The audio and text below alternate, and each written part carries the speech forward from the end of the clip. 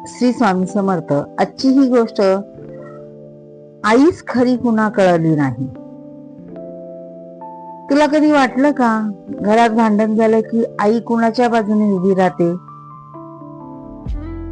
सत्य सांगायचं तर ती कुणाच्याच बाजूने नसते. घरात राग असतो, शब्द कडक असतात आणि त्या दोन टोकांमध्ये आई उभी असते, न दिसणारा स्तंभ बनून. आई भिंत नसते, ती ढाल असते, जिच्यावर सगळ्यांचा राग आदळतो आणि तरी ती तुटत नाही. ही गोष्ट आईबद्दल नाही, ही गोष्ट आहे त्या व्यक्तीबद्दल जी सगळ्यांना सांभाळते पण कोणीच तिला समजून घेत नाही. आई ही कुणाच्याच बाजूनी नाही, ती सगळ्यांचीच आहे. घरात भांडण झालं, काही चूक झाली तर बाबा मुलांवर रागावतात. बाबांचा आवाज थोडा कडक होतो, किती वेळ सांगायचं हे.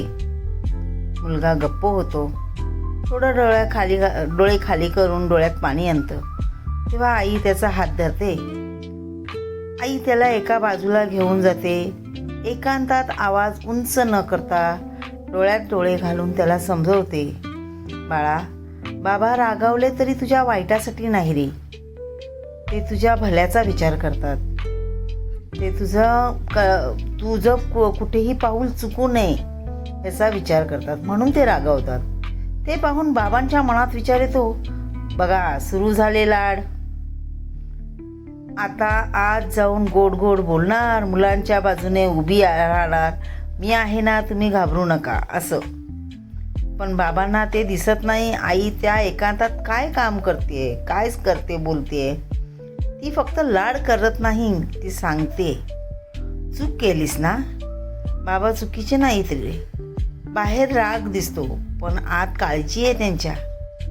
मुलाला वाटतं आईच मला समजवते, आई बाबांना काहीच बोलत नाही. पण सत्य वेगळं असतं. आई बाबांनाही समजवते, पण ती समजवणी कधी 4 लोकांमध्ये नसते हो. रात्री घर शांत झाल्यावर आई बाबांना म्हणते, थोडा हळू बोलत जा, तो अजून लहान आहे. राग नाही, मार्ग हवा त्याला समजावून सांगा. ती मुलालाही समजवते आणि बाबालाही. पण कुणालाच वाटत नाही की आई दोघांसाठी झटते आहे. मुलाला वाटतं आई फक्त आम्हाला सांभाळते. बाबाला वाटतं ही बायको फक्त मुलांच्या बाजूनीच आहे आणि आई मध्ये उभी असते, कुणाच्याही बाजूने नाही. ती मधला स्तंभ असते. मुलाला चांगला माणूस बनवण्याची जबाबदारी आणि वडिलांना एक चांगला पिता रागाने नाही तर एक समंजसपणाने समजावा हे सांगण्याचा प्रयत्न करते. पण दुर्दैव हेच आहे, आईला कधीच कुणी विचारत नाही, तू कशी आहेस. मुलं मोठी झाल्यावर म्हणतात आईनेच जास्त टोचलं, आणि बाबा म्हणतात तू नेहमी मुलांच्या बाजूने राहिलीस. आई मात्र गप्प राहते, कारण तिला माहीत असते, आज नाही पण उद्या मुलगा मोठा झाल्यावर जेव्हा तो समजेल तेव्हा तो म्हणेल, आई तू दोघांनाही सांभाळत होती आणि तरीही एकटी होतीस.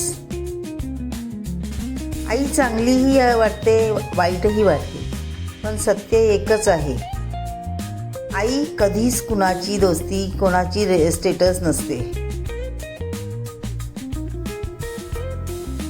ती फक्त आणि फक्त घराचं अस्तित्व असते. म्हणून आई ही आई असते. आईला कधीच कोणीही समजून घेत नाही. तसंच बापालाही कोणी समजून घेत नाही की तो का रागवतो, का हे करतो ते.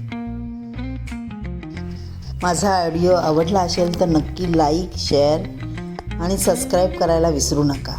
तसेच कमेंट्समध्ये श्री स्वामी समर्थ लिहा.